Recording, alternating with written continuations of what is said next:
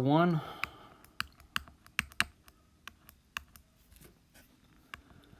For our FRQ review. I don't want to overload you guys, so I'm only giving you one problem a day for right now. Next week we'll bump it up a little bit. In the beginning of the week we'll do 2 problems, and towards the end of the week we are going to add in the timer. Remember, you have 2 FRQ questions for your exam. The first FRQ question is 25 minutes. The second FRQ question is 15 minutes. Where the first FRQ question is going to be very similar to a normal FRQ, which is what we're working on here. And the second FRQ is going to be a lab design question. So you may be picking materials and then designing a lab, or justifying one student's argument versus another. We'll go through some of those examples along the way as well. If you feel like you need to do more to be prepared, please ask me, and I have really an unlimited amount of these FRQs that you can work through. Next Friday we'll do a practice AP exam where you'll have 2 questions. One will be timed for 25 minutes and the second will be timed for 15 minutes. And that way you kind of get an idea for the feel of the questions and also the length. So let's dive into this. We've got a 3 kilogram object. Right off the bat, we know 3 kilograms is going to be mass. Moving along the x-axis in a region where its potential energy is a function of x. So we're given our potential energy, but it's given as a function of x. If it's not just a straight variable, if it was u equals 4 joules, then we'd be great. However, because it's given as a function, there's this variable inside of a variable, then that tells us we're going to need calculus somehow, some way in the future. So keep that in mind. When the object passes the point x, there's our x equals negative 0.5 meters. Its velocity is positive 2 meters per second. All forces acting on the object are conservative. That's important right there. That tells us that our energy is conserved. There is no work being done on the system to transfer energy out, like friction or air resistance, anything like that. So we have part A, calculate the total mechanical energy of the object. All right. Total mechanical energy, we know, is just the addition of all of our energies. If we have KE and we have gravitational potential energy and we have spring potential energy, then that would be our total mechanical energy.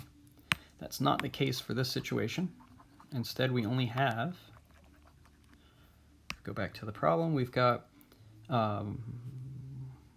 potential energy as a function of x, so we have u as a function of x, and we also have a velocity, and because we have a velocity, that must mean we have kinetic energy. So that means u is a function of x plus our kinetic energy. That equals our total mechanical energy. Instead of writing TME, I'm just going to shorten it down to E, our total energy. Okay, so we know u as a function of x is 4x squared, and we know KE is 1/2 mv squared, where m is 3 and v is 2. I can plug in those numbers, 1/2, 3, 2 squared. A lot of the times going through these, I am going to draw it out quite a bit.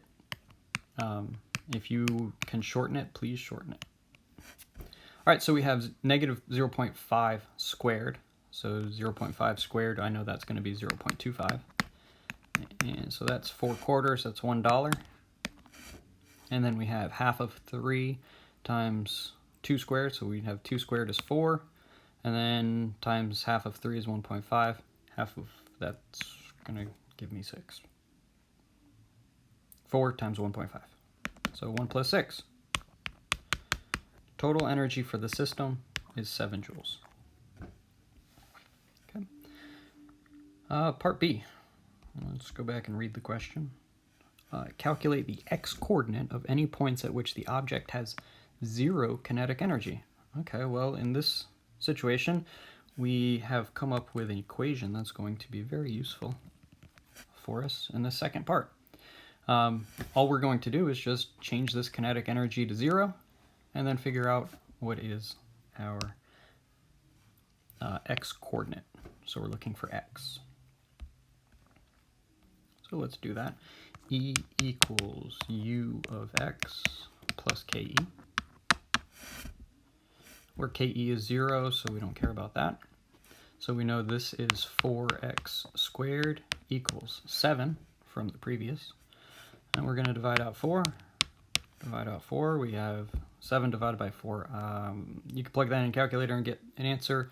I'm going to leave it for right now.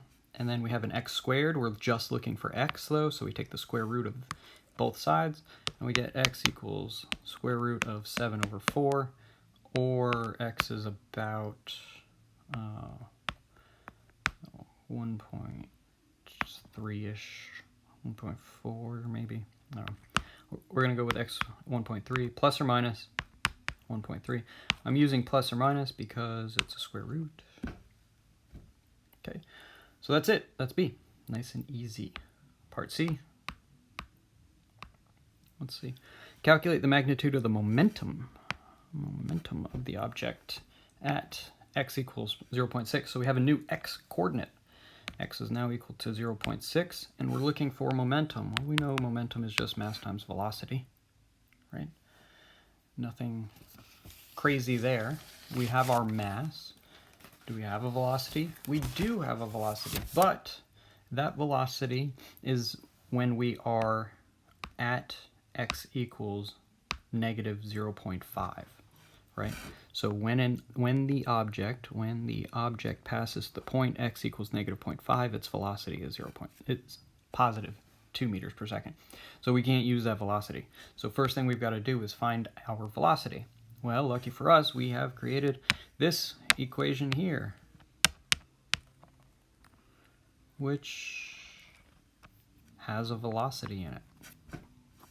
So we're going to go to that first. So first we got to get our velocity from our conservation of energy. E equals u of x plus ke. And we know ke is 1/2 mv squared. And we need to find velocity, so we're going to just move our potential energy to the other side. E minus u as a function of x equals 1/2 mv squared. And we know E equals 7. U of x is 4 times the x, which is 0.6, equals 1/2 of 3 times v squared. So we can multiply by 2 on each side and then divide by 3. I think is probably going to be the easier. Get rid of that fraction, it's scary. Goodbye fraction. I'll give you a different color so you can follow. Multiplying by 2 on each side is going to give us this. So we have 14 minus 4 times 0.6 is going to be 2.4.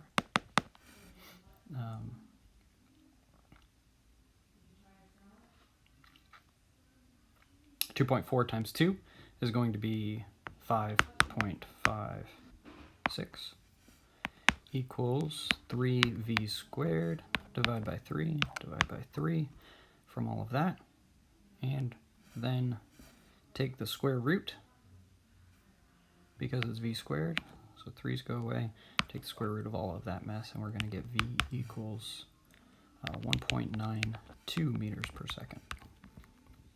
Oh no, that's not my answer. Stop circling it. That's only a little piece of the answer. Now we need to go back and calculate our momentum. And that's going to be the trick here. Hold on one second.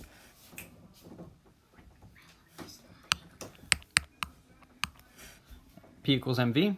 So we said v is equal to 1.92.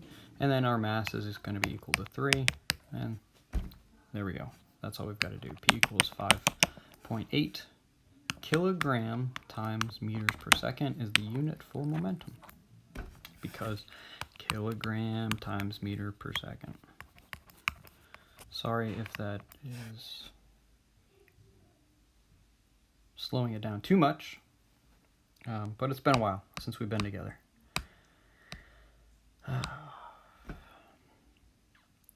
Part D, calculate the magnitude of the acceleration. So we're looking for acceleration as it passes this point. Okay. So, acceleration. We've got our conservation of energy. There's no work being done to transfer the energy out of the system. So there's not acceleration there. We have potential energy as a function of x. We're going to start with that. So we're going to go back to our conservation of energy equation. E equals u of x plus ke. Where ke is 1/2 mv squared plus 4x squared equals 7.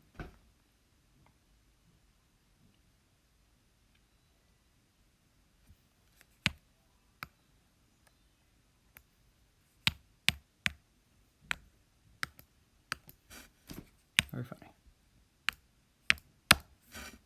Yes, yes, yes. Please. I would just want to write. Okay. One. There we go. All right, so we've got that. Great. We're looking for velocity. No, we're looking for acceleration. All right. Whew. First 3 parts were going along great. Now I'm just falling. The wheels are coming off at part D. All right, so let's focus back. Calculate the magnitude of acceleration as it passes through x. We're going to start with conservation of energy because there's a velocity in there. If we have a velocity, we can get an acceleration because this u is given to us as a function of x. And we know secretly in the back of our minds that